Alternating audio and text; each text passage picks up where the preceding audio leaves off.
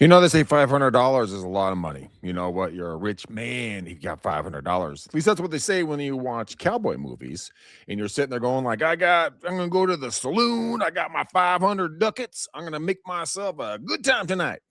Well, in reality, living on $500 a month is actually pretty it's interesting. Let's put it that way. I've done it. I've done it actually two times.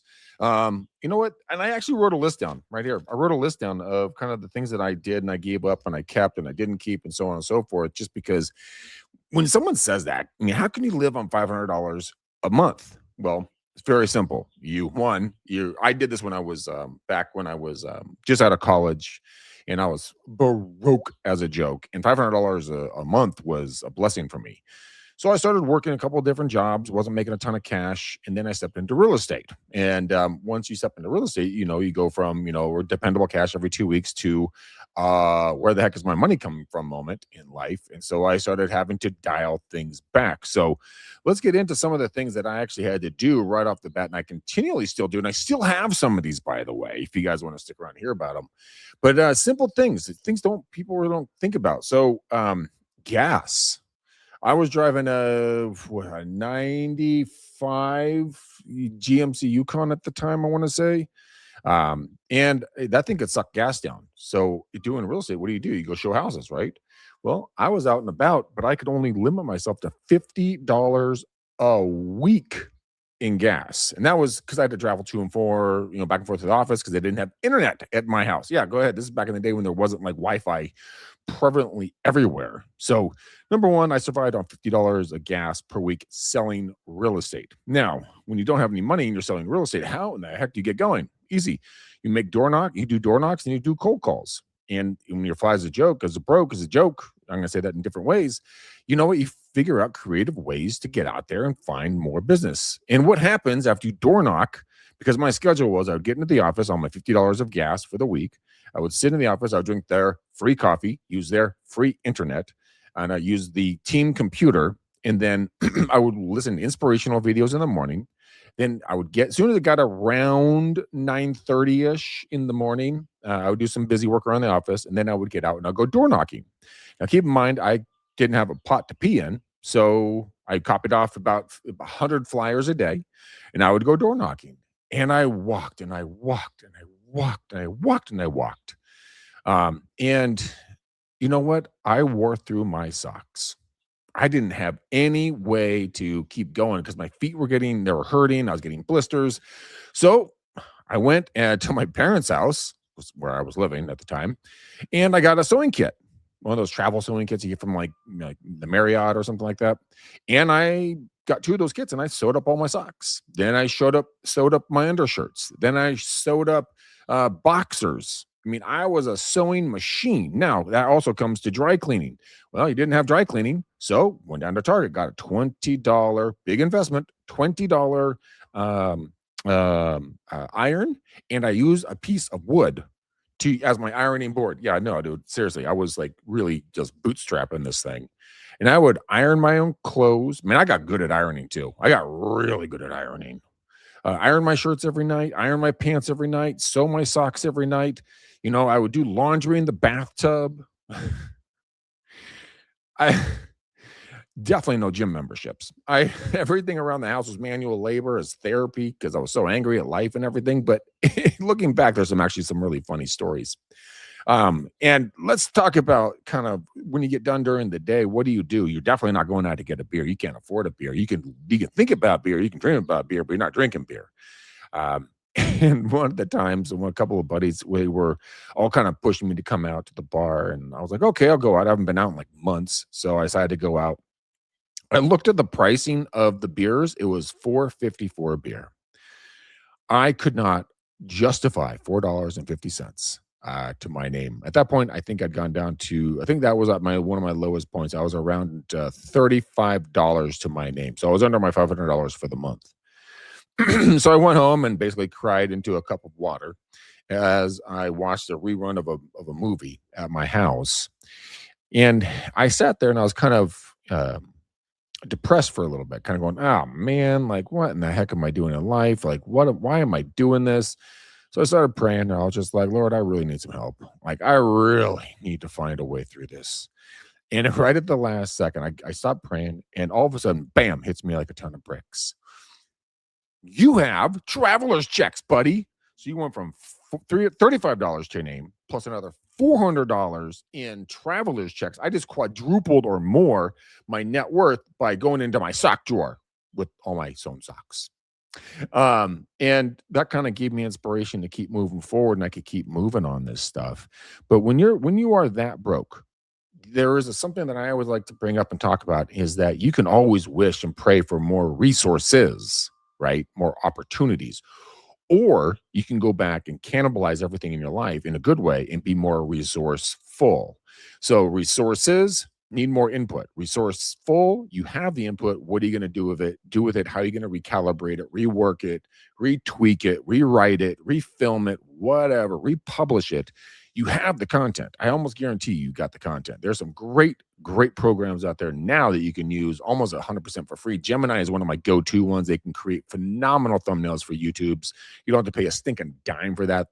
You can ask them to write a description that's short and poppy. You can get your videos done. You can shoot them on your smartphones and upload them to your social media. That is a free way that was not around when I was there to step it up. Now people pay a couple of bucks, but you can still do it for free. The number one thing that I got to say is, when I'm waiting in line at Safeway, that's our supermarket here in the Northern California area. And I remember I was in Santa Barbara when I was living there, and I was at Safeway, and it was a Friday afternoon, and I was starving, and I didn't have anything to eat. And I had been working and driving to LA all week long. And I was in line to get my dinner. What was I going to get for dinner? I'm glad you asked. I was going to get the cheapest PB&J, peanut butter and jelly, and the cheapest white bread. I never buy white bread, but that's all I could afford. And I remember standing there going like, this is existing on a good day. This is not living. And so I made a shift. And I think that's one of the things that a lot of people don't really take into mind or take into their thought pattern, for better terminology, is that life isn't happening to you. It's happening for you. So it's cliche. You've heard it a million times, but it is truly, honestly true. Those trials and tribulations, sewing my socks, ironing on a wood plank, not going out. I lived in a house that had gaps under the doors that's so big a freaking Tyrannosaurus Rex could crawl through those gaps. We had big ass black widow spiders, lizards, snakes, critters, ants coming through. We couldn't fix it. That's living on $500 a month. You suck it up and you laugh and you love every second of it. It's not sexy. It's not glamorous. It sure as shit isn't going to make Instagram on the sexiest day of a real estate agent's life or a salesperson's life or a human's existence. But it builds resolve and it builds fortitude and it builds that brand within inside your brain as a male or a female going, look, I am not going to let this beat me. I enjoy this struggle. I love it. As soon as you shift from going, oh my God, why is it me? Why do I only have to, live on 500? Why do I not get to do this? Why can't I have that? Once you get rid of that BS and you start focusing on it, going like, this is my story. I'm writing my story right now for the future generations, for my future self to look back and remember, like, I hadn't thought about this stuff in a while. And I'm looking back and thinking about it right now. I mean, I was so broke. I was so broke. It was my birthday. This is one of the kindest things. I always forget to tell the story. I was so broke. It was so cold. I had just gone through a rough time in my life. And it was 5:45, 6 o'clock in the morning because I had been going to the gym at 3:30 in the mornings. And I get out of the gym. I'm soaking wet with sweat. I stink. My car won't start. And I'm like, oh no. What am I going to do? What am I going to do? So what do? Called my parents because, again, still living with them. And my mom comes down. And this is where gratitude for people in your life comes very, very strongly into this next part of the story. My mom came down at 6 o'clock. She took 2 credit cards and bought me a new battery for my birthday. My parents were so broke at that time, they had to split a battery on 2 credit cards. That's where I made my shift. I said, no more. I'm going to change my life. I'm going to better my life. I cannot allow this to ever take place again. So for you, if you're living on $500 a month, do you have the battery story? Do you have the sewing the sock story? Are you ironing your shirts on wood planks? Are you praying that your credit card or debit card doesn't get rejected for $4, $5 maybe, big splurge that day? Have you ever had that experience? I really hope you have or you will. Not that I wish you ill will. I want you to thrive. I need you to thrive. I need you to be the best in the world. I need you and I to be on conference calls talking about crazy cool ideas that are going to change people's lives for the better and all around us and around the world and around in our own lives. But you can't get there, in my personal humble opinion, without truly having to sacrifice and really go through the hustle and the grind. Not eating, not sleeping, no idea how you're going to get your next business, but you find a way. $500 a month will force you to find a way. And once you find that way, you can throw the breadcrumbs back to the rest of humanity. They're coming behind you that are going to want to be who you are becoming and have become based upon what you've gone through. You throw those breadcrumbs back across that walkway, let it be seen. People's lives will radically transform, and so will yours. So that is living on $500 a month. Did I forget anything here?